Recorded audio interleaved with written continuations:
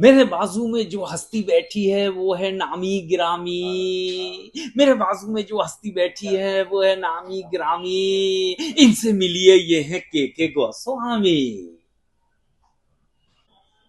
Hello, हाय, नमस्कार, आदाब, सत श्री अकाल। मैं हूं एहसान कुरैशी और मेरे साथ एक महान हस्ती बैठी हुई है। 1994 में इन्होंने फिल्म इंडस्ट्री में एंट्री की थी। आज 2024 है। पूरे 30 साल दिए इन्होंने मुंबई को। अरे मुझे भी मुंबई में 20 साल हो गए, मगर दिल की एक बात बताऊं, मैंने दिलीप कुमार साहब, सायरा बानो से कभी मुलाकात नहीं कर पाया। ये खुशकिस्मत है।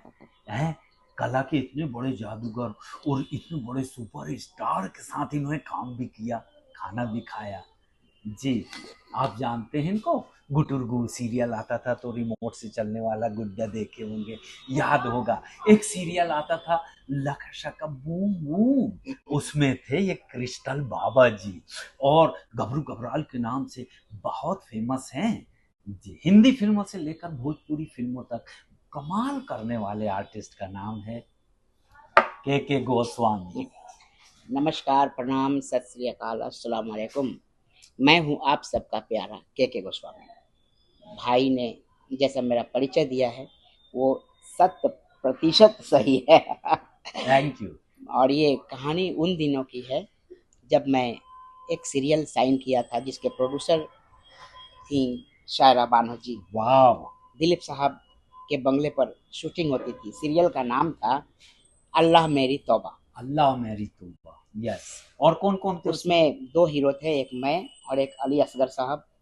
दोनों कॉमेडियन। जी, दोनों कॉमेडियन। अली असगर भाई को आप जानते होंगे, कपिल शर्मा शो में जो हाँ, बुआ जी बनी थी, दादी बनती थी। यस, वो हैं।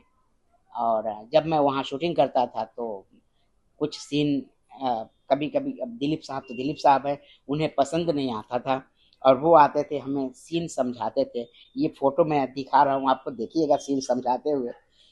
तो जब वो मुझे सीन समझाते थे और मुझे अपने साथ बिठाकर खाना खिलाते थे, उनके घर का ही खाना हम लोगों को खाने को मिलता था, उनके साथ बैठने को मिलता था, उनसे बहुत सारी बातें होती थी। कितनी जलन हो रही है मेरे को सुनकर। ऐसा लगता था कि आने वाले समय में मैं भी दिलीप साहब ही बनने वाला हूँ। अच्छा, तो ऐसी भावना आई आपके जी, अंदर? ऐसा लगने लगा कि आने वाले समय में मैं तो, मतलब अभी तो शुरुआती है, तो दिलीप साहब मुझे सीन समझा रहे हैं, ये क्या है, अभी तो मैं बहुत ऊपर जाने वाला हूँ। लेकिन ये सपना बहुत दिन तक नहीं रहा। ये सपना जब टूटा 2 साल के बाद देखा मैं, अरे मैं तो अब दिलीप साहब के घर पे भी नहीं जा सकता। वापिस जमीन पे आ गए। वापस जमीन पे आया 2-5 साल के बाद, जब मेरे सीरियल बंद हो गए तो मैंने देखा, अरे दिलीप साहब तो दिलीप साहब ही हैं। और तब मुझे समझ में आया कि नहीं, कभी भी जब आपको वैसा मौका मिलता है, और कलाकारों के भगवान दिलीप साहब, ऑफ कोर्स कलाकारों के भगवान ही बोले जाएंगे, हम बोलेंगे उनको, जब उनसे मिलने का मौका मिले और जब आपको भी किसी बहुत बड़ी हस्ती से मिलने का मौका मिले तो ज़्यादा फुदकिए मत। तो इस तरह से हमारी दिलीप साहब के साथ मुलाकात और उनके साथ खाना पीना रहना, बहुत सारा टाइम मैंने उनके साथ बिताया है। उसके लिए मैं दिलीप साहब का बहुत आभारी हूँ, प्रणाम करता हूँ। ईश्वर अल्लाह उनको जन्नत नसीब करे। क्या आमीन आमीन। बहुत बहुत भैया, हमारी दुआएं आपके साथ हैं। आपको दिलीप साहब और सायरा बानो ने दुआ दी।